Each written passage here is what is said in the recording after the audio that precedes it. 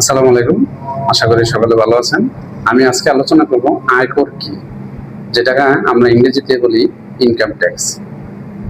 তো কাদেরকে ইনকামের উপর ট্যাক্স দিতে হবে, কাদেরকে ইনকাম এর উপর কোনো ট্যাক্স দিতে হবে না, এটা এনবিআর কর্তৃক নির্ধারিত স্ল্যাব দেওয়া আছে।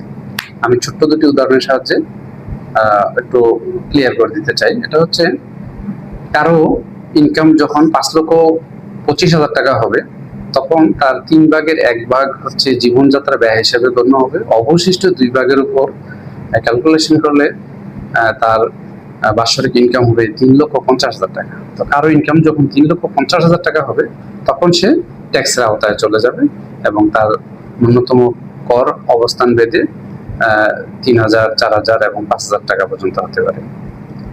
অনুরূপভাবে কারো ইনকাম যদি 5,10,000 টাকা হয়, তার 1 ভাগ যদি জীবনযাত্রার ব্যয় হিসেবে বাদ দেওয়া হয়, অবশিষ্ট 2 ভাগ যোগ করলে হবে 3,40,000 টাকা। তখন তার কোনো ট্যাক্স আসবে না এবং তাকে কোনো ট্যাক্স প্রদান করতে হবে না। তবে উল্লেখ্য যে, যদি কারো টিন সার্টিফিকেট করা থাকে, তখন তাকে রিটার্ন দাখিল করতে হবে এবং রিটার্নের সাহায্যে বুঝিয়ে দিতে হবে যে তার আয় কম এবং যাদের আয় বেশি তাদেরকে ট্যাক্স প্রদান করতে হবে। ধন্যবাদ সবাইকে। আসসালামু আলাইকুম।